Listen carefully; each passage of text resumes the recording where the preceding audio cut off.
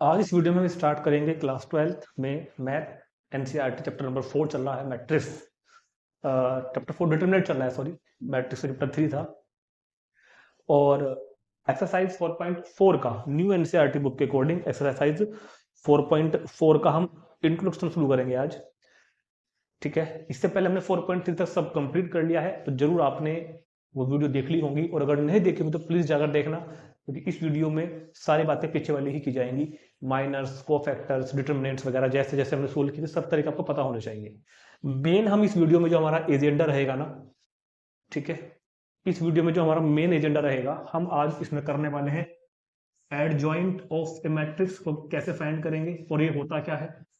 Inverse of matrix को हम कैसे फाइंड करेंगे और ये होता क्या है।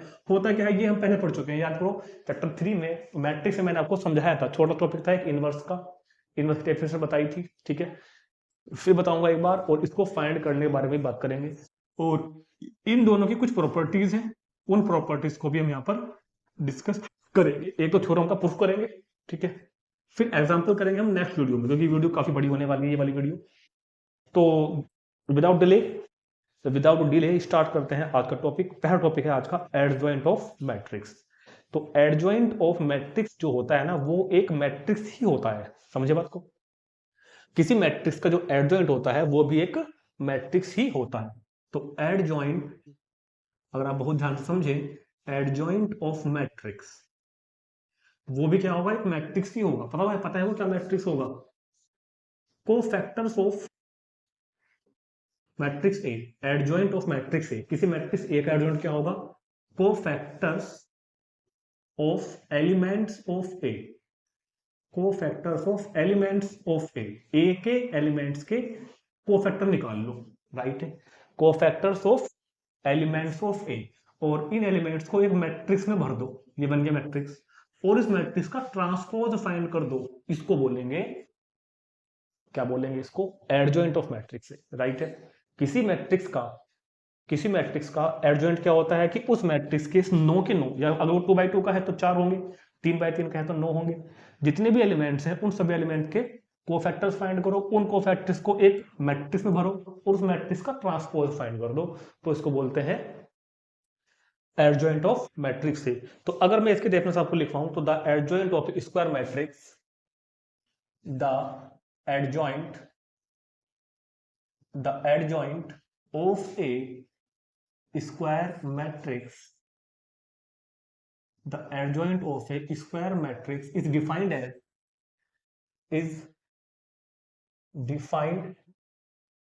as the transpose matrix, transpose लिख देते हैं खाली, द ट्रांसपोज ऑफ, क्या लिखेंगे हम, the transpose of matrix of cofactors of elements of A, right, of elements of A. नहीं समझ में आई बात, नहीं समझ में आएगी तो समझ में आएगी। The adjoint of a square matrix, अब याद रखना, एडजॉइंट किसी मैट्रिक्स का फाइंड होता है, एडजॉइंट ओनली स्क्वायर मैट्रिक्स का ही फाइंड होता है, ठीक है। एडजॉइंट हमेशा स्क्वायर मैट्रिक्स का ही फाइंड होता है, जिस तरह से माइनर्स एंड कोफैक्टर्स भी ओनली स्क्वायर मैट्रिक्स के एलिमेंट्स के फाइंड होते हैं ना, डिटरमिनेंट के। ऐसे ही एडजॉइंट ऑफ किसी मैट्रिक्स का एडजॉइंट केवल स्क्वायर मैट्रिक्स का ही फाइंड होता है। अगर कोई रेक्टेंगुलर मैट्रिक्स है तो उसका एडजॉइंट फाइंड नहीं होता, ओनली स्क्वायर मैट्रिक्स का एडजॉइंट एग्जिस्ट करता है। तो the adjoint of a square matrix is defined as, क्या कैसे डिफाइन करोगे, द ट्रांसपोज ऑफ मैट्रिक्स, उस मैट्रिक्स का ट्रांसपोज किसका, of cofactors of elements of A के एलिमेंट्स के कोफैक्टर्स के मैट्रिक्स का ट्रांसपोज। समझते हैं, थोड़ा सा समझते हैं। मान लो हमने कहा कि ए कोई क्या है, हमने कहा कि ए कोई स्क्वायर मैट्रिक्स है, ए के कोफैक्टर फाइंड कर लो। तो मान लो 2 मिनट के लिए मान लो कि ए के कोफैक्टर्स ये आ गए, मान लो ए के कोफैक्टर्स ये आ गए, राइट है, और इसका ट्रांसपोज निकाल देना। फिर ये पहले ए के कोफैक्टर्स फाइंड करे मैंने, इसका ट्रांसपोज क्या हो जाएगा इसका, ये। तो इसको बोलेंगे, इस मैट्रिक्स को बोलेंगे एडजॉइंट ऑफ ए, और मैट्रिक्स के एडजॉइंट को डिनोट किससे करते हैं, it is denoted by it is denoted by A D J bracket में A and read as adjoint of A. इसको हम कैसे पढ़ते हैं? Adjoint of A. रीड कैसे करेंगे इसको? एडजॉइंट ऑफ ए लिखते हैं शॉर्ट में ए डी जे ए। तो किसी मैट्रिक्स का, सॉरी किसी स्क्वायर मैट्रिक्स का 2x2 का होगा, 3x3 का होगा, किसी भी स्क्वायर मैट्रिक्स का पहले कोफैक्टर्स मैट्रिक्स फाइंड करो, उस कोफैक्टर्स का ट्रांसपोज बना दो, तो वो होगा एडजॉइंट ऑफ ए। समझते हैं एक एग्जांपल में, एक एग्जांपल लेंगे अभी और आपको सारी बातें झट से क्लियर होनी शुरू हो जाएंगी।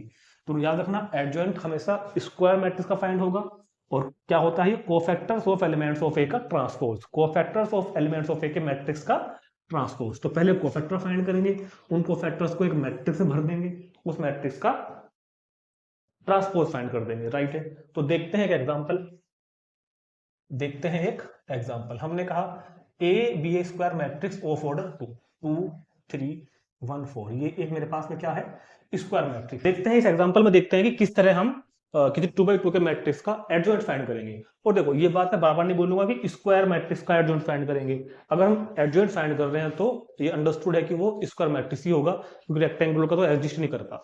तो अगर कभी भी लिखा हुआ है या हम बोल रहे हैं ना एडजॉइंट ऑफ मैट्रिक्स, तो मतलब समझ जाना कि वो स्क्वायर मैट्रिक्स ही होगा, 2x2 का होगा या 3x3 का होगा। तो क्या बताया था कि किसी भी मैट्रिक्स के कोफैक्टर्स फाइंड करो, उन कोफैक्टर्स को मैट्रिक्स में भरो, एक मैट्रिक्स में भर दो, उसका जो ट्रांसपोज होगा वही क्या होता है? Adjoint of A. तो पहले इसके कोफैक्टर्स फाइंड करेंगे। Cofactors of element of A, cofactors of elements of A, A के एलिमेंट्स के कोफैक्टर। तो कोफैक्टर को हम सी से डिनोट कर रहे हैं फिलहाल, कभी कभी ए से करते हैं, कभी कभी सी से, C11 C12 C21 और C22, राइट है। तो C11 कितना होगा? एक तरीका याद है ना, -1 की पावर 1 + 1 इंटू पहली रो पहला कॉलम रखो, इस वाले का डिटर्मिनेंट। तो -1 की पावर ओड इवन नंबर तो प्लस हो जाएगा और 4 का डिटर्मिनेंट 4 रहेगा, राइट है। C12 तो -1 की पावर 1 + 2 और फर्स्ट रो सेकंड कॉलम मतलब 1 का डिटर्मिनेंट, तो ओड पावर मतलब माइनस और 1 का डिटर्मिनेंट माइनस, तो -1। ऐसे ही -1 की power 2 + 1 second row first column का डिटर्मिनेंट मतलब -3 का डिटर्मिनेंट, तो ये -3 और C22 तो -1 की पावर 2 + 2 इंटू 2 का डिटर्मिनेंट मतलब कि 2। तो मैट्रिक्स ऑफ कोफैक्टर बनाओ पहले, मैट्रिक्स ऑफ कोफैक्टर्स। तो जो कोफैक्टर्स हमने फाइंड किए हैं उनका मैट्रिक्स ऑफ कोफैक्टर्स क्या बना? 4 -1 -3 और 2, ये क्या बन के आया? इन कोफैक्टर्स का मैट्रिक्स। और एडजॉइंट ऑफ ए क्या होगा? एडजॉइंट ऑफ ए होगा इस मैट्रिक्स का ट्रांसपोज। तो इस मैट्रिक्स का अगर आपने ट्रांसपोज फाइंड कर दिया ना, कॉलम को रो बना दो, कॉलम को रो बना दो, तो इसी को क्या बोलेंगे? Transpose of A. ये हमने ट्रांसपोज ऑफ ए आपको फाइंड करके दिखा दिया, क्लियर है बात। तो ट्रांसपोज ऑफ ए सब बच्चों को फाइंड करना आ गया होगा कि किसी भी मैट्रिक्स का ट्रांसपोज फाइंड करने का तरीका क्या होगा? किसी भी मैट्रिक्स का ट्रांसपोज फाइंड करने का तरीका क्या होगा कि पहले उसके कोफैक्टर्स फाइंड करेंगे, उन कोफैक्टर्स को एक मैट्रिक्स में भरेंगे, इस मैट्रिक्स का ट्रांसपोज फाइंड करेंगे। Similarly we can find the adjoint of a 3x3 matrix. अगर 3x3 का है तो बिल्कुल सिमिलरली इसी प्रोसेस को यूज करना और 3x3 का मैट्रिक्स का एडजॉइंट भी हम फाइंड कर सकते हैं। क्या होगा उसमें? नो कोफैक्टर निकल के आएंगे, पहले नो कोफैक्टर फाइंड करना। तो माइनर एंड कोफैक्टर्स कैसे फाइंड करते हैं ये सब हम पिछले सीख चुके हैं, ठीक है। उन कोफैक्टर्स को एक मैट्रिक्स में लाके भरना, उस मैट्रिक्स का डिटरमिनेंट फाइंड कर देना, राइट है बात। अच्छा, ये हमारी बुक का एग्जांपल भी है, ये एग्जांपल साथ साथ आपको हो गया 2 3 1 4 ठीक है। तो ये आपका एग्जांपल नंबर 12 भी हो गया। अब मैं इसको आगे दोबारा नहीं कराऊंगा। तो पुरानी बुक का किसी बच्चे के पास है तो पुरानी बुक में ये एग्जांपल नंबर 23 है, ठीक है, और न्यू बुक में ये एग्जांपल नंबर 12 है। तो ये हमने एग्जांपल 12 आपको करके दिखा दिया। तो मुझे पूरी उम्मीद है कि adjoint of A 2x2 matrix find करना सब बच्चों को आ गया होगा। और अगर 2x2 का आ गया तो समझो 3x3 का भी आ गया, क्योंकि मैट्रिक्स के कोफैक्टर्स फाइंड करने आपको आते ही है 3x3 वाले के, उसको भरना एक मैट्रिक्स को लाकर उसका ट्रांसपोज निकाल देना, वही क्या हो जाएगा आपका एडजॉइंट। अब एक शॉर्टकट मेथड भी है, उसको भी समझते हैं। शॉर्टकट मेथड फॉर 2x2 लेकिन ये खाली 2x2 के लिए है। किसी 2x2 के मैट्रिक्स का एडजॉइंट फाइंड करने का शॉर्ट मेथड। मान लो ये ले लिया मैंने क्वेश्चन, मैट्रिक्स है 2 3 1 4 और हमको इसका एडजॉइंट फाइंड करना है, तो हम बहुत टाइम को बचाते हुए डायरेक्ट एडजॉइंट लिख सकते हैं, लेकिन ये केवल 2x2 के लिए होगा। 3x3 का तो आपको करना ही पड़ेगा फाइनली। ठीक है, करना क्या है कि जो ये वाला डायगोनल है ना, इसके एलिमेंट्स को आपस में इंटरचेंज कर देना। इंटरचेंज, इन एलिमेंट्स को क्या कर देना आप, इंटरचेंज कर देना। मतलब क्या हो जाएगा, 2 4 को कर देना 4 2, राइट है। और इन वाले एलिमेंट्स के ओनली साइन चेंज करने हैं, इनका स्थान नहीं बदलना, इनके सिर्फ साइन चेंज कर देना। जो जहां रहेगा वहीं पे साइन चेंज हो जाएगा, पॉजिटिव है तो नेगेटिव बन जाएगा, प्लस का 3 है तो माइनस का 3 हो जाएगा, प्लस का 1 है तो माइनस का 1। और देखो यही चेक कर लो, यही आपका एडजॉइंट पीछे आया था 4 -3 -1 2। तो किसी भी 2x2 के, किसी भी 2x2 के मैट्रिक्स का एडजॉइंट फाइंड करने का शॉर्ट टर्म मेथड भी आप यूज कर सकते हैं, हमारे सिलेबस में भी है, हम यूज भी करेंगे। ठीक, तो ऐसे करना हो कोई प्रॉब्लम नहीं है, ऐसे करना है कोई प्रॉब्लम नहीं है। लेकिन 3x3 के लिए शॉर्ट का मेथड नहीं है, उसका तो कोफैक्टर्स फाइंड करके मैट्रिक्स में भर के उस मैट्रिक्स का ट्रांसपोज फाइंड करके ही हमको करना पड़ता है। ठीक है, तो ये होगी प्रॉपर, ये हो गया हमारे पास एडजॉइंट का टॉपिक। एक एग्जांपल भी करा दिया, और एडजॉइंट में इतना कुछ नहीं है। देखते हैं इनवर्स के बारे में। अब पहले थ्योरम देखते हैं, और इस थ्योरम से ही हम ए इनवर्स को ऑब्टेन करके दिखाएंगे। ठीक है, तो सबसे पहले समझो कि if A be N E square matrix, अगर ए कोई स्क्वायर मैट्रिक्स है ऑफ ऑर्डर एन, किसी भी ऑर्डर का हो, 2 का 3 का, हमारे सिलेबस में 2 3 के ही, देन ये बात ध्यान रखना, ए इंटू एडजॉइंट ऑफ ए, यानी कि ए की मल्टीप्लाई अगर एडजॉइंट ऑफ ए में करोगे या एडजॉइंट ऑफ ए की मल्टीप्लाई ए में करोगे तो कितना आएगा, determinant of A into I, जहां पे आई क्या है, identity matrix of order N. ये बहुत ही इंपॉर्टेंट एक फॉर्मूला है जिसको हम कई बार क्वेश्चन में यूज भी करेंगे, और ये क्वेश्चन में वेरीफाई करने के लिए भी आता है ना, ए इंटू एडजॉइंट ऑफ ए। तो देखो एडजॉइंट ऑफ ए भी तो एक मैट्रिक्स ही होता है ना, एडजॉइंट ऑफ ए एक मैट्रिक्स ही तो होता है, अभी समझाया था। तो ए इंटू एडजॉइंट ऑफ ए कर देना, चाहे एडजॉइंट ऑफ ए इंटू ए कर देना, दोनों की मल्टीप्लाई इक्वल आएगी। और किसके इक्वल आएगी, डिटरमिनेंट ऑफ ए इंटू आई। आई याद है ना, अगर 3/3 का है, अगर 3/3 का क्वेश्चन कर रहे हैं तो आई ये होता है फिर। ठीक है, और अगर 2/2 का क्वेश्चन कर रहे हैं तो फिर आई ये होता है। और इसके इंटू में कितना आएगा, डिटरमिनेंट ऑफ ए।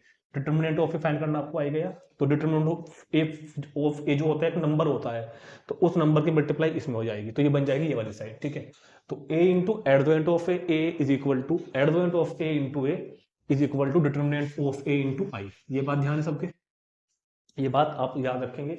अच्छा, इसका प्रूफ हमारे सिलेबस में नहीं है, तो इसलिए मैं इसका प्रूफ करवा भी नहीं रहा हूँ। प्रूफ से ज्यादा प्रूफ ना करने के 2 रीजन है। नंबर 1 तो किसी भी पॉइंट ऑफ व्यू से इंपॉर्टेंट नहीं है, एग्जाम में भी नहीं आता, कहीं भी नहीं आता।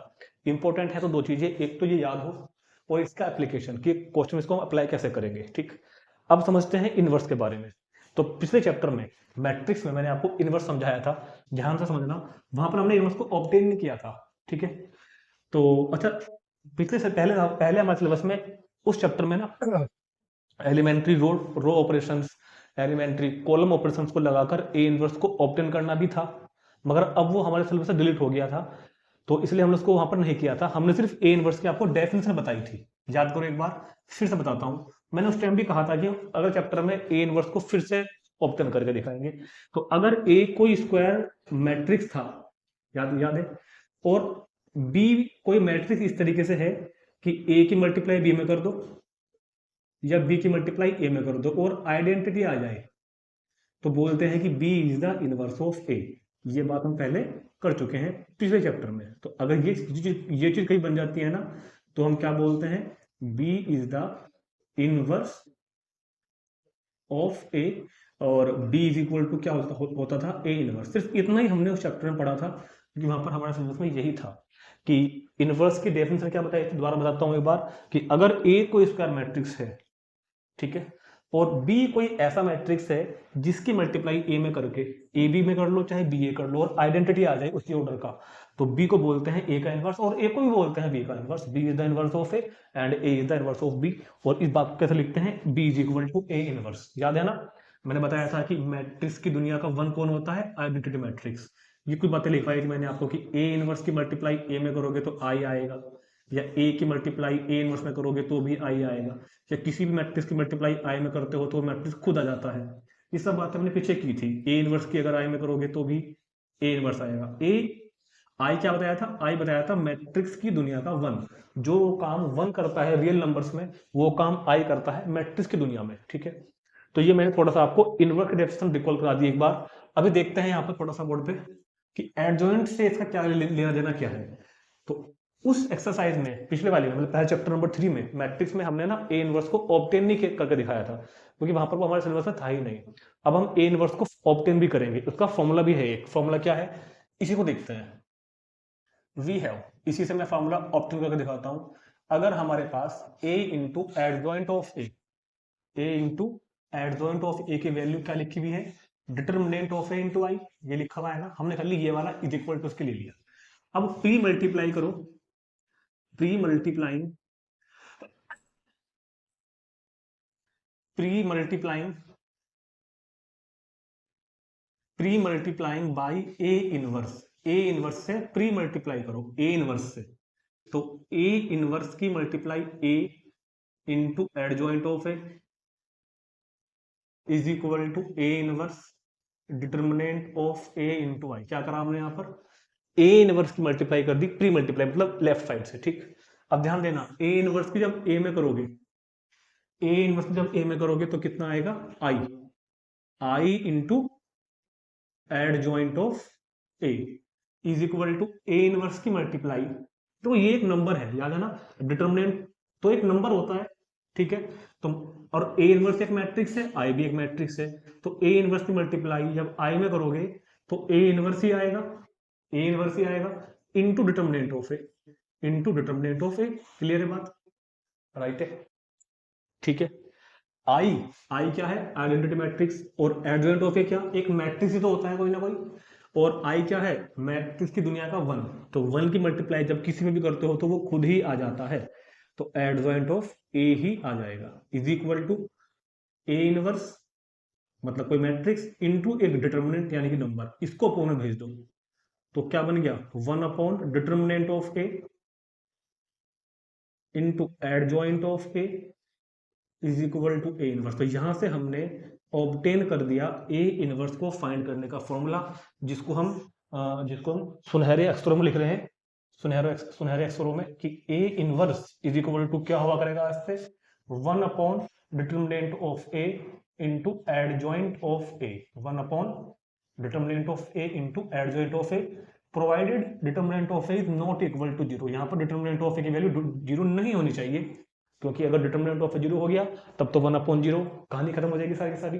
तो इसलिए ये मैंने आपको ए इनवर्स का फॉर्मूला कैसे बन के आया ऑप्शन करके दिखा दिया। इसी वजह से हमने एडजॉइंट पढ़ा है, उसी वजह से हमने पीछे ट्रांसपोज पढ़ा है, माइनस पढ़े हैं, कोफैक्टर्स पढ़े हैं, डिटर्मिनेंट फाइंड किया है। अब सुनो, इस अकेले ए इनवर्स को फाइंड करने के लिए कितनी कितनी जद्दोजहद हमने करी।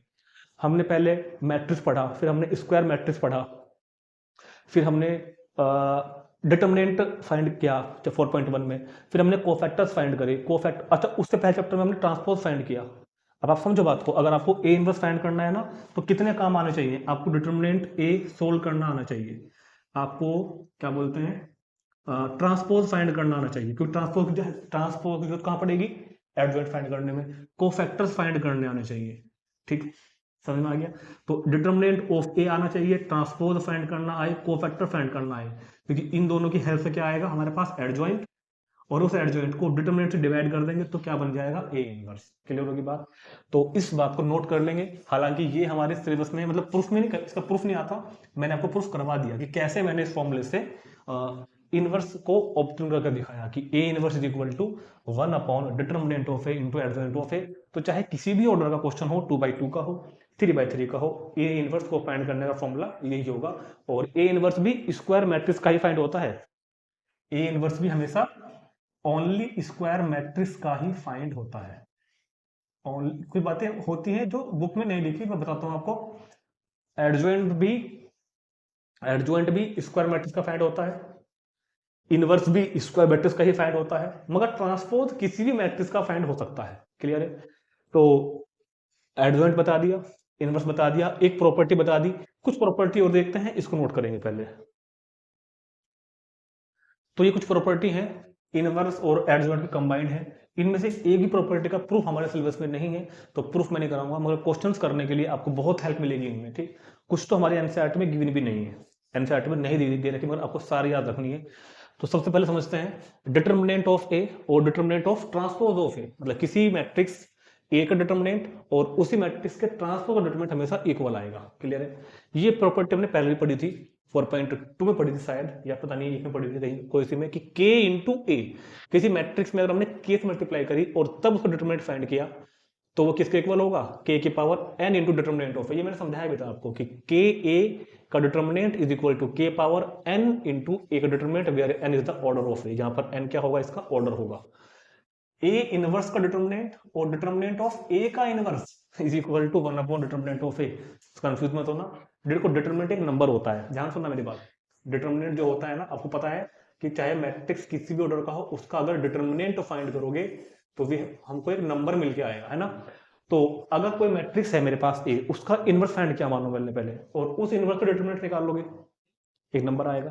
तो वो नंबर क्या होगा? डिटर्मिनेंट ऑफ ए का इनवर्स और 1 अपॉन डिटर्मिनेंट। ये दोनों बातें एक लिखी हुई है, क्यों कंफ्यूज हो रहे हो? ये एक नंबर ही तो है। डिटर्मिनेंट ऑफ ए मान लो 5 है, तो 5 की पावर माइनस 1 क्या बन जाएगा? 1 अपॉन 5। सिंपल सी बात है, ये बहुत इंपॉर्टेंट है। Determinant of A power N is equal to determinant of A की पावर एन। ए की पावर एन का डिटर्मिनेंट और डिटर्मिनेंट ऑफ ए की पावर एन इक्वल होती है आपस में, ठीक है। दूसरा, determinant of A B is equal to determinant of A into determinant of B, where A and B are square matrix of same order. मतलब ए और बी दो मैट्रिक्स की मल्टीप्लाई करके डिटर्मिनेंट फाइंड करो, या उनकी अलग अलग डिटर्मिनेंट फाइंड करके मल्टीप्लाई कर दो, इक्वल आएगी बात। ठीक, और देखते हैं प्रॉपर्टी नंबर 6, जो मैंने अभी लिखवाई थी थोड़ी देर पहले आपको, वही है कि A into adjoint of A is equal to किसके आएगा? हमेशा adjoint of A into I के आएगा, is equal to determinant of A into I के आएगा। ठीक, 7 प्रॉपर्टी वही ए इनवर्स का फॉर्मूला। ए इनवर्स क्या होगा? 1 upon determinant of A into adjoint of A, where determinant of A is not equal to 0। Determinant of A यहाँ पर 0 के इक्वल नहीं होना चाहिए। ठीक होगी बात। नंबर 8 देखते हैं, राइट है। अगली प्रॉपर्टी है, अगली प्रॉपर्टी ये है, कौन सी है, शायद भूल रहा हूँ प्रॉपर्टी। एक प्रॉपर्टी है बहुत important, adjoint of A. Yes, adjoint of A का डिटर्मिनेंट, एडजॉइंट ऑफ ए का डिटर्मिनेंट जो होगा ना, एडजॉइंट ऑफ ए का डिटर्मिनेंट जो होगा वो होगा डिटर्मिनेंट ऑफ ए की पावर n माइनस 1। बहुत ध्यान सुनना, where n is order, where n is order of A. Clear है कि एडजॉइंट ऑफ ए का डिटर्मिनेंट, एडजॉइंट ऑफ ए का determinant is equal to determinant of A की power n minus 1। Number 9, ये है reversible rule. Adjoint of A और B की product, ए और बी की प्रोडक्ट का जो एडजॉइंट होगा वो adjoint of B into adjoint of A के इक्वल होगा। ये हमने ऐसी प्रॉपर्टी ना ट्रांसपोज में भी पढ़ी थी, अगर आपको ध्यान हो। ट्रांसपोज में हमने एक ऐसी प्रॉपर्टी पढ़ी थी कि ए और बी का ट्रांसपोज रिवर्स रूल में क्या बताया था? बी डैश और ए डैश के इक्वल होता है। ठीक है, ऐसी ही प्रॉपर्टी एडजॉइंट के लिए भी वैलिड है। अच्छा, ये प्रॉपर्टी इनवर्स के लिए भी वैलिड है कि ए और बी का inverse is equal to B inverse A inverse. ठीक, और ये दो मैट्रिक्स के लिए नहीं, ये 3 मैट्रिक्स के लिए भी वैलिड है कि अगर ए बी सी 3 मैट्रिक्स हैं तो उसका ट्रांसपोज क्या होगा? रिवर्स ऑर्डर में, सी डैश बी डैश ए डैश। ऐसे ही इनवर्स के लिए भी होगा, ऐसे ही इनवर्स के लिए भी होगा कि ए बी सी का अगर इनवर्स है तो वो उल्टे क्रम में आएगा, C inverse B inverse A inverse, और ऐसे एडजॉइंट के लिए भी है। ठीक, तो ये कुछ प्रॉपर्टी मैंने आपको यहाँ पर लिखवाई है, जिसको हम कोई याद रखने के क्वेश्चन में यूज करेंगे। कुछ हमारी बुक में नहीं है, कुछ तो यूज भी नहीं होंगी, मैंने लिखवा दी। ठीक है, तो इनका प्रूफ हमारे सिलेबस में नहीं है, किसी का ही प्रूफ नहीं है हमारे सिलेबस में, तो मैंने इनको प्रूफ नहीं करवाया। चलते हैं अगले टॉपिक पर। अब देखते हैं, 2 डेफिनेशंस हैं और 2-3 थ्योरम्स हैं। सबसे पहले बात करते हैं singular matrix. Singular and non singular matrix. तो कोई मैट्रिक्स सिंगुलर होता है अगर कोई डिटरमिनेंट 0 के इक्वल आ जाए। तो singular matrix, A matrix A is said to be singular if determinant of A is equal to 0। तो अगर डिटरमिनेंट ऑफ ए 0 आ गया ना, तो हम ए को क्या बोलेंगे? Singular matrix, singular matrix. और क्योंकि सिंगुलर मैट्रिक्स का डिटरमिनेंट 0 होता है तो वी कैन नॉट फाइंड, इस केस में हम क्या करेंगे? We can not find inverse of A. तो यहां से एक बात क्या और भी निकल के आती है कि सिंगुलर मैट्रिक्स का इनवर्स एग्जिस्ट नहीं करेगा, क्योंकि सिंगुलर मैट्रिक्स में क्या होगा, डिटरमिनेंट तो जीरो हो जाएगा। तो और इनवर्स का फॉर्मूला क्या होता है, 1 upon determinant of A into adjoint of A.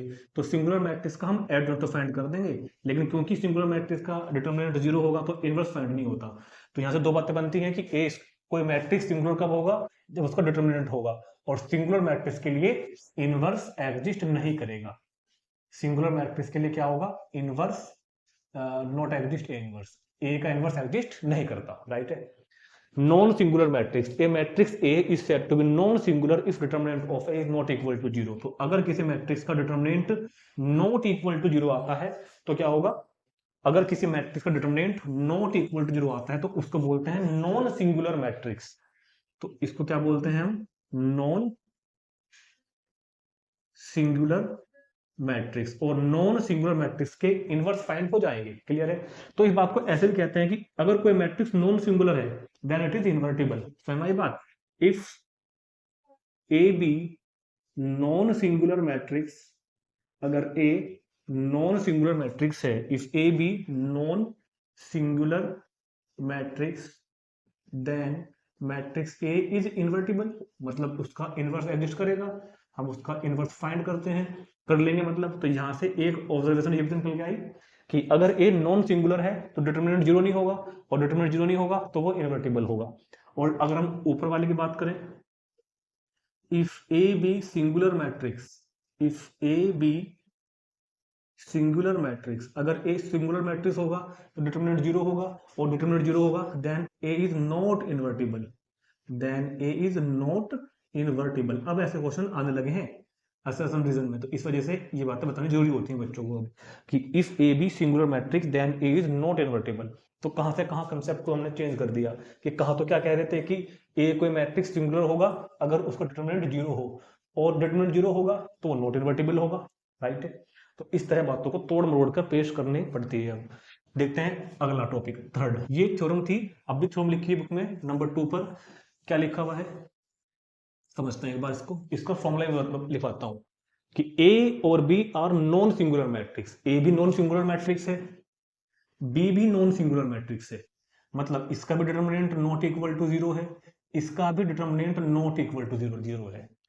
If A and B are non singular matrix, अगर ए और बी नॉन सिंगुलर मैट्रिक्स है सेम ऑर्डर के, देन ए और बी का प्रोडक्ट, देन ए और बी का प्रोडक्ट और B और ए का प्रोडक्ट भी नॉन सिंगुलर होगा। ए और बी का प्रोडक्ट और ए और बी का प्रोडक्ट और बी और ए का प्रोडक्ट, यानी कि इनका प्रोडक्ट का डिटरमिनेंट भी नॉट इक्वल टू जीरो आएगा, और इसके प्रोडक्ट का डिटरमिनेंट भी नॉट इक्वल टू जीरो आएगा। तो यही लिखा हुआ है कि if A and B are non singular matrix of the same order then A B and B A also non singular matrix of same order, right है। ठीक है बात। नंबर 4, थ्योरम नंबर 4 कि if A and B, book में लिखी हुई है, if A and the determinant of the product of matrix is equal to product of their respective determinant, दो मैट्रिक्स के प्रोडक्ट का डिटरमिनेंट उनके डिटरमिनेंट के प्रोडक्ट के इक्वल होता है। ये मैंने आपको प्रॉपर्टी में अभी लिखवाया भी था पीछे कि determinant of A B is equal to determinant of A into determinant of B. ठीक, तो इनके प्रूफ हमारे सिलेबस में नहीं है इसलिए मैंने इसको कराया भी नहीं है। हाँ, बस एक लास्ट थ्योरम बचती है, थ्योरम नंबर 4, जिसका प्रूफ हमारे सिलेबस में है, तो उसको भी लिखवा भी रहा हूं और उसका प्रूफ भी देखते हैं इसके बाद। तो इस वीडियो की लास्ट थ्योरम है कि और ये हमारे टॉपिक की लास्ट थ्योरम है। 4 थ्योरम है इसमें, 3 के प्रूफ नहीं थे, इसका प्रूफ है तो करवा रहा हूं। कोई स्क्वायर मैट्रिक्स ए इन्वर्टिबल कब होती है, if and only if A is non singular. पीछे अभी मैंने समझाया भी था आपको, इसको प्रूव करना है अभी कि अगर ए इन्वर्टिबल है यानी कि ए का इनवर्स एग्जिस्ट हो सकता है, कब हो सकता है, अगर ए नॉन सिंगुलर हो। इफ एंड ओनली इसका मतलब उल्टा होता है कि ए इन्वर्टिबल होगा अगर ए नॉन सिंगुलर है, और उसके बाद फिर क्या प्रूव करना है कि ए नॉन सिंगुलर होगा अगर ए इन्वर्टिबल है। मतलब पहले इसको इन्वर्टिबल मानेंगे, नॉन सिंगुलर लाकर दिखाएंगे, फिर नॉन सिंगुलर मानेंगे और इन्वर्टिबल लाकर दिखाएंगे। ठीक, तो पहले मैं मान लूंगा कि ये इन्वर्टिबल है, अगर ये इन्वर्टिबल है तो ए इनवर्स एग्जिस्ट करेगा ना, और लाकर क्या दिखाना है कि ये नॉन सिंगुलर है। नॉन सिंगुलर मतलब नॉट, इसका determinant not equal to zero है, तो ये चीज लेकर चलनी है, ये लाकर दिखानी है। उसके बाद ये मान लूंगा कि ए नॉन सिंगुलर है, नॉन सिंगुलर है means determinant not equal to 0 है, और लाकर दिखा दूंगा कि ये इन्वर्टिबल है। इन्वर्टिबल मतलब ए इनवर्स एग्जिस्ट करेगा। तो इफ एंड ओनली इफ का मतलब ये होता है इधर से उधर प्रूव करो, उधर से इधर प्रूव करो। ए इनवर्स एग्जिस्ट करेगा तो determinant of A not equal to 0 होगा, और determinant of A not equal to 0 होगा तो ए इनवर्स एग्जिस्ट करेगा। राइट है। तो देखते हैं, सबसे पहले हमने मान लिया let A B invertible matrix, invertible मान लूंगा, और डिटर्मिनेंट ऑफ ए को नॉट इक्वल टू लाकर दिखाता हूं अभी। Let A B invertible matrix. हमने क्या कहा कि ए कोई इन्वर्टिबल मैट्रिक्स है, A is a invertible matrix of order N, और ये ऑर्डर एन का है। A is invertible matrix of order N, and I is identity matrix. I क्या है यहां पर? आइडेंटिटी मैट्रिक्स है, and I is identity matrix of order N. Clear है? तो ए कोई इन्वर्टिबल मैट्रिक्स है, मतलब जिसका इन्वर्स इस दुनिया में एग्जिस्ट करता है, और ऑर्डर है ए का एन, और आई एक आइडेंटिटी मैट्रिक्स है, इसका भी ऑर्डर कितना है? एन। देन देयर एग्जिस्ट, ध्यान सुनना भाई, जब ए इन्वर्टिबल है देन देयर एग्जिस्ट, तो एक then there exist matrix B of order N, ये भी एन ऑर्डर का एग्जिस्ट करेगा, of order N such that A B is equal to B A is equal to I. भाई definition यही तो है इनवर्स की, इन्वर्टिबल होने की, कि अगर कोई मैट्रिक्स इन्वर्टिबल है, ध्यान सुनना, अगर कोई मैट्रिक्स इन्वर्टिबल मैट्रिक्स है तो इस बात का मतलब क्या होता है? अगर कोई मैट्रिक्स इन्वर्टिबल मैट्रिक्स है तो एक ऐसा मैट्रिक्स सेम ऑर्डर का बी जरूर होगा कि ए बी की मल्टीप्लाई बी ए की मल्टीप्लाई इज इक्वल टू किसके आएगा? आई के आएगा। क्लियर है?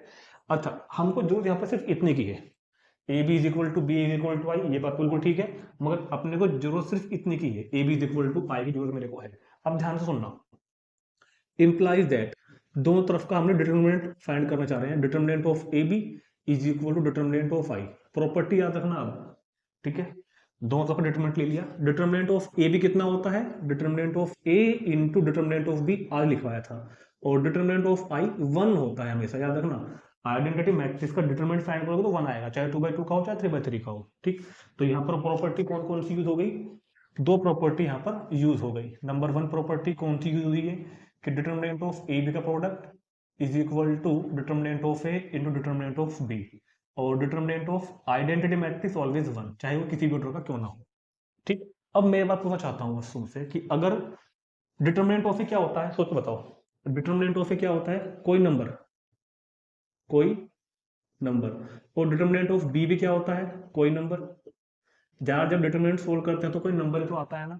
हम कह रहे हैं तुमसे, हम कह रहे हैं कि दो नंबर्स की मल्टीप्लाई करके 1 आया है, तो मतलब दोनों नंबर जीरो तो हो ही नहीं सकते ना भैया। दो नंबर की मल्टीप्लाई करके 1 आ गया तो इसका मतलब दोनों नंबर जीरो नहीं होंगे, दोनों नंबर जीरो नहीं होंगे। इंप्लाइज दैट, ये बात इंप्लाइज क्या कर रही है कि ना ही तो डिटरमिनेंट ऑफ ए जीरो है और ना ही डिटरमिनेंट ऑफ बी जीरो है, तभी तो बनाया होगा। क्योंकि अगर मतलब कोई भी जीरो हो जाएगा तो ये वैल्यू जीरो बन जाएगी। अगर दो नंबर की मल्टीप्लाई करके 1 आ रहा है तो दोनों नंबर जीरो नहीं है, अपने को जरूरत खाली पहले की है। ठीक है, ये तो लाना मुझे, ये तो लाना था। तो मतलब क्या हुआ? ए इज नॉन सिंगुलर, तो एक ऐसा मैट्रिक्स है नॉन सिंगुलर। तो मैंने क्या इसका फर्स्ट पार्ट प्रूव कर दिया, फर्स्ट पार्ट प्रूव कर दिया। अब इसका कन्वर्स प्रूव करते हैं, कन्वर्सली। अब हम मान लेंगे कि let A B let matrix A B non singular matrix. हमने क्या मान लिया? ये एक नॉन सिंगुलर मैट्रिक्स है, non singular matrix that is determinant of A is not equal to 0। मैंने मान लिया कि डिटरमिनेंट ऑफ ए कैसा है? नॉन सिंगुलर है। और लाके क्या दिखाऊंगा मैं अभी कि ए इनवर्स एग्जिस्ट करेगा, और हम क्या लाकर दिखाएंगे अभी आपको कि ए इनवर्स एग्जिस्ट करेगा। देखते हैं इधर, सुनो सुनो सुनो। वी हैव हमने एक प्रॉपर्टी बताई थी कि A into adjoint of A, ये प्रॉपर्टी याद है ना, is equal to adjoint of A into A is equal to किसके होता है? Determinant of A into I के। ये प्रॉपर्टी बताई थी, A into adjoint of A is equal to adjoint of A is equal to determinant of A into I. इसको divide कर दो डिटरमिनेंट ऑफ ए से, डिवाइड बाई, क्योंकि determinant of A क्या होता है, कोई नंबर, और हम किसी भी नंबर से भाग कर सकते हैं, बस वो नंबर जीरो नहीं होना चाहिए। अगर ये नॉन जीरो नंबर तो हम भाग कर सकते हैं, और नॉन जीरो ये है, तो हमने इसको डिवाइड किया डिटर्मिनेंट ऑफ ए से, A into adjoint of A into determinant of A, right है। यहाँ भी भाग किया हमने adjoint of A into determinant of A, और यहाँ पे क्या रह जाएगा, खाली आई। यहाँ भी डिटर्मिनेंट ऑफ ए से हमने भाग कर दिया, तो इसको मैंने से ब्रैकेट लगा दिया, कोई दिक्कत तो नहीं किसी को। अब ये बता दो कि एडजॉइंट ऑफ ए क्या होता है, एक मैट्रिक्स तो होता है, उस मैट्रिक्स को एक नंबर से, क्योंकि डिटर्मिनेंट तो एक नंबर होता है, एडजॉइंट ऑफ ए को हमने अगर डिटर्मिनेंट ऑफ से डिवाइड किया तो कोई नंबर से बैठेगा, कोई ना कोई नंबर से निकल के आएगा, और सॉरी कोई नंबर कह रहा हूं, अगर एडजॉइंट ऑफ ए को डिटर्मिनेंट से डिवाइड करोगे तो कोई मैट्रिक्स तो निकल के आएगा।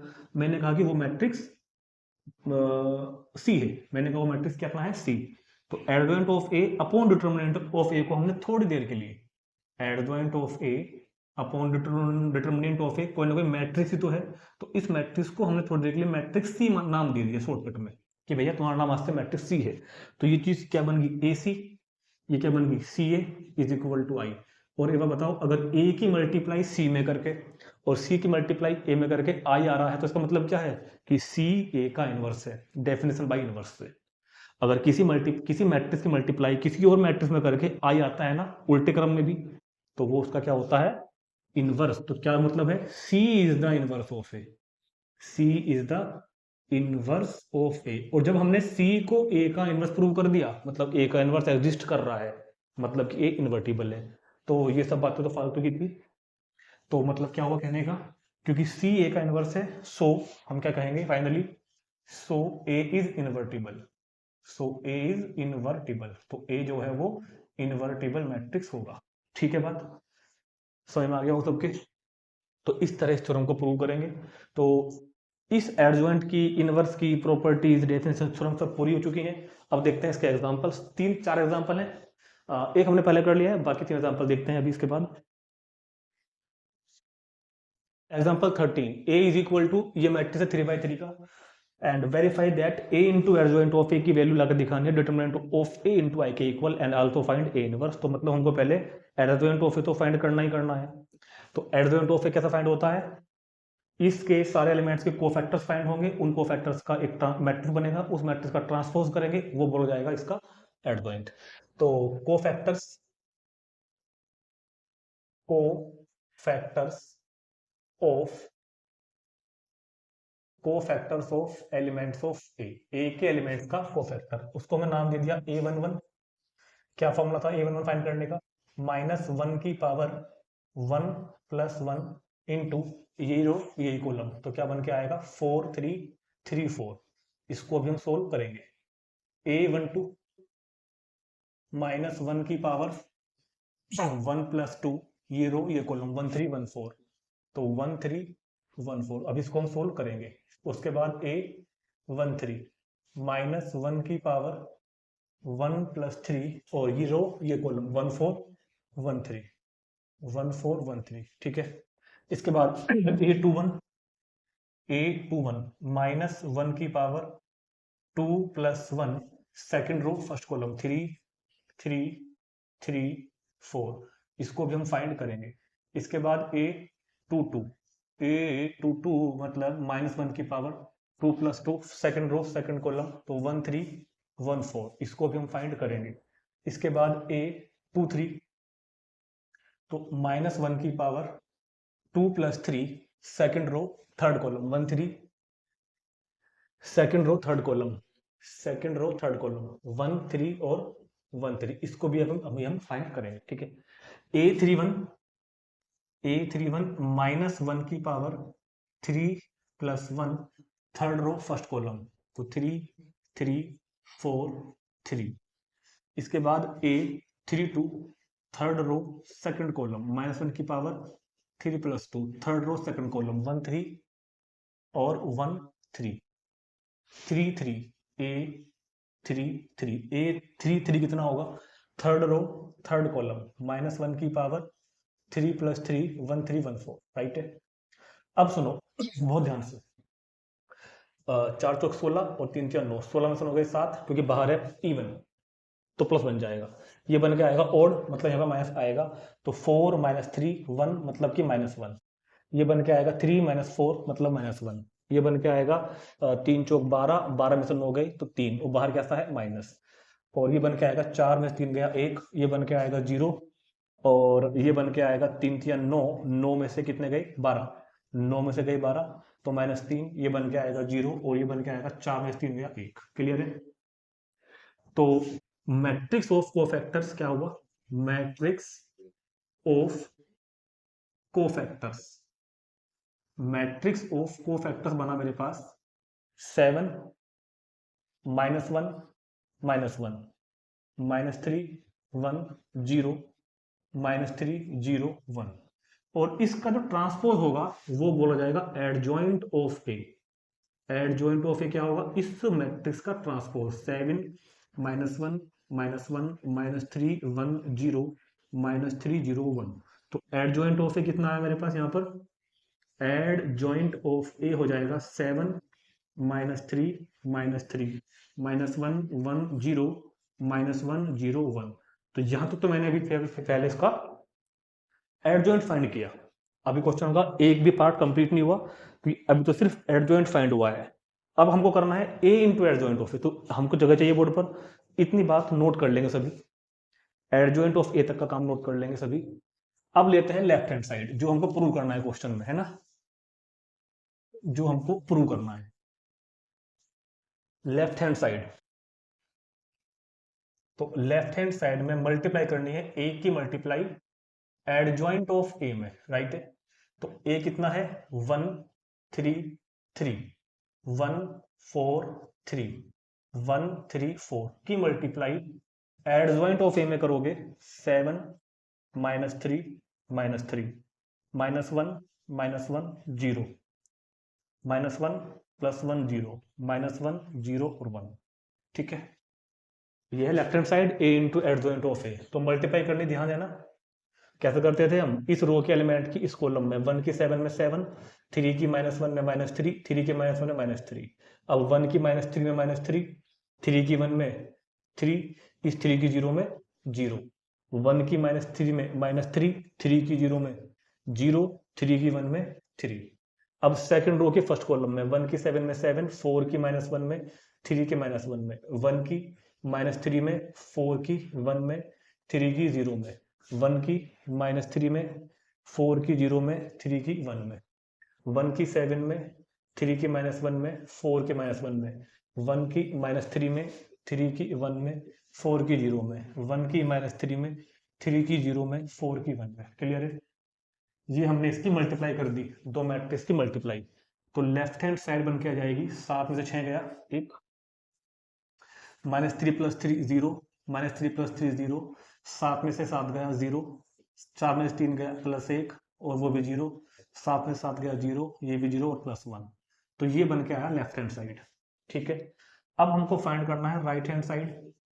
राइट हैंड साइड में क्या था? Determinant of A into I, determinant of A into I. तो अभी तो हमने डिटर्मिनेंट ऑफ ए फाइंड ही नहीं किया, तो पहले डिटर्मिनेंट ऑफ ए फाइंड करना पड़ेगा अपने को, है ना। नाउ डिटर्मिनेंट ऑफ ए, तो ए का डिटर्मिनेंट 1 3 3 1 4 3 1 3 4। तो कैसे करेंगे? 1 लिखो और इस वाले एलिमेंट का कोफैक्टर क्या बैठेगा? 4 4 16 -3 3 9। इस पे क्या चार्ज होता है? नेगेटिव चार्ज, तो 3। इसको ढकेंगे और इसको डिलीट करेंगे, तो 1 की 4 में 4, 3 की 1 में 3। इस पे क्या चार्ज होता है? Positive charge 3। इसको ढक लो, इसको ढक लो, तो 1 की 3 में 3, 4 की 1 में 4। तो 16 - 9 - 7, 4 में से 3 गया 1, तो -3 और -3, 7 - 6 तो कितना बचा? 7 - 6 तो कितना बचा? 1। तो अब देखते हैं राइट हैंड साइड। तो राइट हैंड साइड में क्या करना था? डिटर्मिनेंट ऑफ ए की मल्टीप्लाई आई में, तो डिटर्मिनेंट ऑफ ए तो 1 हो गया, और आई कितना है मेरे पास यहाँ पे? आई कितना है? होता है इसी ऑर्डर का आइडेंटिटी मैट्रिक्स 0 0 1। तो 1 की मल्टीप्लाई जब इस मैट्रिक्स में करोगे तो कितना हो जाएगा 1 0 0 0 1 0 0 0 1। अब देख के बताओ क्या लेफ्ट हैंड साइड और राइट हैंड साइड इक्वल आ गई क्या? बिल्कुल ठीक। तो ये तो हमने फर्स्ट पार्ट आपका प्रूव कर दिया। अभी क्या कर रहा है आगे? Also find A inverse. अभी ए इनवर्स भी फाइंड करना है, तो इसको नोट कर लेंगे एक बार। अब ए इनवर्स फाइंड करने के लिए क्या करना पड़ता है? याद है क्या? ए इनवर्स फाइंड करने के लिए बताया था 1 upon determinant of A into adjoint of A. याद है ना? ए इनवर्स का तरीका 1 upon determinant of A adjoint of A. तो डिटर्मिनेंट ऑफ ए अभी अभी देखा था हमने, कितना आया था? 1। 1 upon 1 into adjoint of A, ये रखा हुआ एडजॉइंट ऑफ ए 7 -3 -3 -1 1 0 -1 0 1। तो 1 अपॉन 1 तो 1 ही हो जाएगा बस। तो 7 -3 -3 -1 1 0 -1 0 1, और ये हो जाएगा हमारे पास ए इनवर्स। ठीक। Example number 14, let A is equal to, ये मैट्रिक्स है 2/2 का, ये है 2/2 का, then verify that A B का inverse is equal to B inverse A inverse. तो देखते लग रहा होगा बहुत ही लंबा थोड़ा काम है कि पहले ए बी की मल्टीप्लाई करोगे, फिर ए बी का इनवर्स फाइंड करोगे, फिर बी का इनवर्स फाइंड करोगे, फिर ए का इनवर्स फाइंड करोगे, फिर उनकी मल्टीप्लाई करोगे 3-4 बार, तो एडजॉइंट फाइंड करना पड़ेगा, बहुत दिक्कतें हैं। ठीक, कोई बात नहीं, करेंगे, क्या दिक्कत है? थोड़ा सा मैं आपको इसको बस, लेकिन चलो देखते हैं। लेफ्ट हैंड साइड क्या है? 1 अपॉन, लेफ्ट हैंड साइड है ए बी इनवर्स। अब ध्यान से सुनना एक बात, ए बी इनवर्स, किसी भी मैट्रिक्स का इनवर्स फाइंड करने का क्या तरीका है? 1 अपॉन उसका डिटर्मिनेंट इंटू उसका एडजॉइंट। ठीक है, तो 1 अपॉन ए बी इनवर्स को क्या हम 1 upon determinant of A B लिख सकते हैं क्या? और into adjoint of A B, into कितना? Adjoint of A B. ये बात समझ में आ गई सबके? 1 upon determinant of A B, 1 upon determinant of A B into adjoint of A B, 1 upon determinant of A B into adjoint of A B. या एक काम करो, इससे बेटर ये रहेगा, पहले इससे बेहतर ये रहेगा कि इसको ऐसे लिखो, लेफ्ट हैंड साइड क्या है मेरे पास? ए बी का इनवर्स। तो ए बी का इनवर्स मतलब ये तो ए हो जाएगा 2 3 2 3 1 -4 इंटू बी, बी कितना था? 1 -2 -1 3, ये हो गया ए बी। और इसको बंद कर दो ब्रैकेट में, जो भी आएगा सोल्व होकर उसका क्या करना है मेरे को? इनवर्स। ऐसे लिख सकता हूँ ना, ए बी का इनवर्स। अब इसकी मल्टीप्लाई कर दो, 2 3 की 1 -1 में 2 की 1 में 2, 3 की -1 में, तो 2 की 1 में 2, 3 की -1 में 2, की -2 में 4, और 3 की 3 में 9, 1 की 1 में 1, -4 की +1, 1 की -2 में, और -4 या 12, और इसका इनवर्स। तो 2 -3 -1 9 -4 5, ये कितना हो गया? 5, और ये कितना हो गया? 14। इसका क्या फाइंड करना है हमको? इनवर्स। ये तो करना है ना, 1 5 -1 5 और 5 -14 का इनवर्स। अब किसी मैट्रिक्स का इनवर्स फाइंड करने का क्या तरीका होता है? किसी मैट्रिक्स का इनवर्स फाइंड करने का तरीका ये तो था 1 upon A into adjoint of A. तो इसका determinant 1 upon determinant of this matrix, इसका डिटर्मिनेंट -1 5 5 और -14 इंटू इसका एडजॉइंट। यार ध्यान से देखो, 1 अपॉन डिटर्मिनेंट, 1 अपॉन इसका डिटर्मिनेंट इंटू इसका एडजॉइंट, और 2/2 का एडजॉइंट फाइंड करना तो हम पे डायरेक्ट आता है ना, तो डायरेक्ट फाइंड करो। क्या बताया था? इनको इंटरचेंज करो आपस में, -14 और ये -1, और इन दोनों का साइन चेंज करो। ठीक है, इसका इनवर्स मतलब 1 अपॉन डिटर्मिनेंट और इंटू एडजॉइंट। तो 1 अपॉन माइनस माइनस प्लस 14 और माइनस माइनस 5 पंजे 25, और एडजॉइंट कितना? -14 -5, राइट हैंड ये और ये 1, तो 14 में 25 गए -11, तो 1 अपॉन -11 इंटू मैट्रिक्स ये वाला। तो ये तो हमने इसका लेफ्ट हैंड साइड सोल्व कर दी बहुत आसानी से। ये तो हमने इसकी लेफ्ट हैंड साइड सोल्व कर दी। अब इसकी राइट हैंड साइड सोल्व करते हैं। राइट हैंड साइड कितना है? B inverse into A inverse. तो बी इनवर्स मतलब 1 upon determinant of B into adjoint of B, 1 upon determinant of A into adjoint of A. Clear है?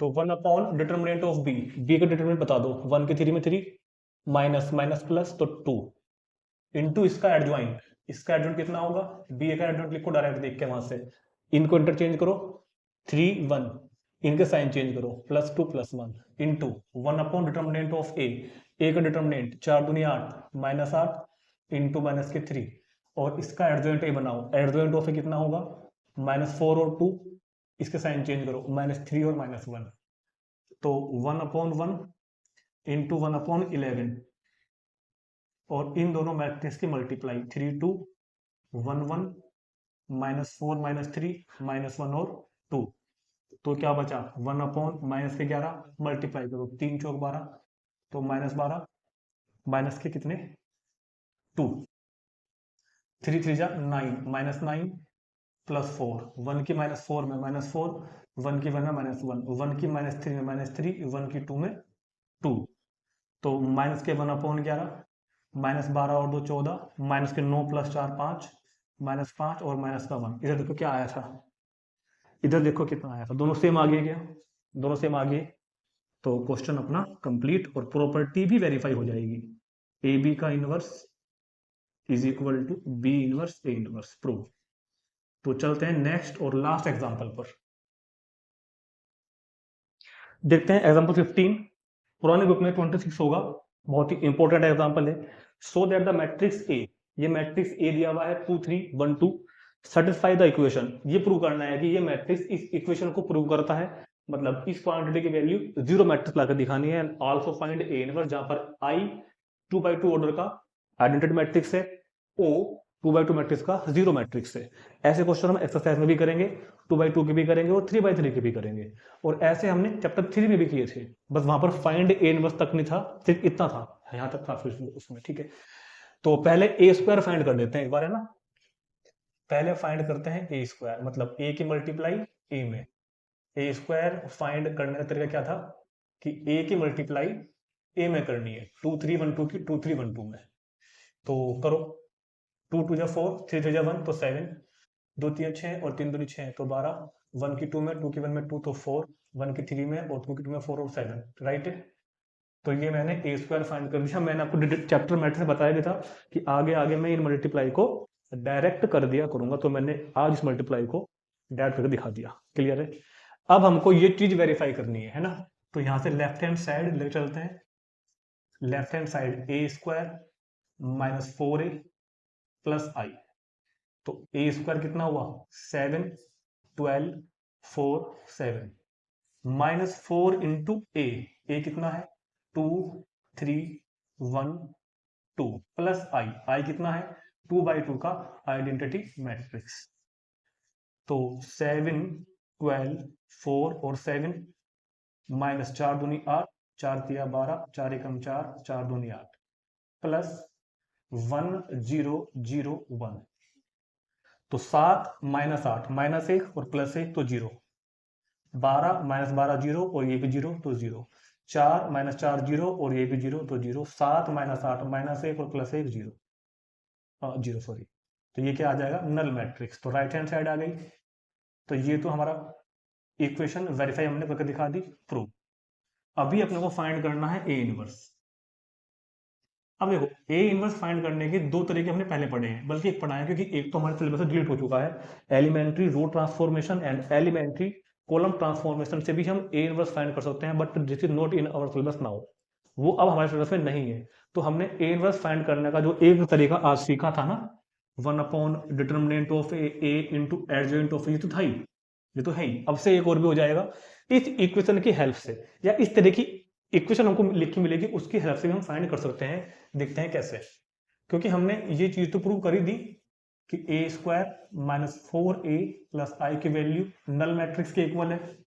इससे अब बनाते हैं अभी ए इनवर्स, इससे ए इनवर्स बनाने का तरीका ये होगा कि प्री मल्टीप्लाई करना, प्री मल्टीप्लाइंग करना by A inverse on both side, दोनों तरफ ए इनवर्स से प्री मल्टीप्लाई करेंगे हर एक टर्म को, तो यहां तो क्या होगा ए इनवर्स इंटू ए की power 2 -4 A inverse into A plus A inverse into I is equal to A inverse into null matrix O, ये इधर ओ है, ए की पावर 2 और ए की पावर माइनस 1, तो क्या बचेगा ए की पावर 1 मतलब कि ए।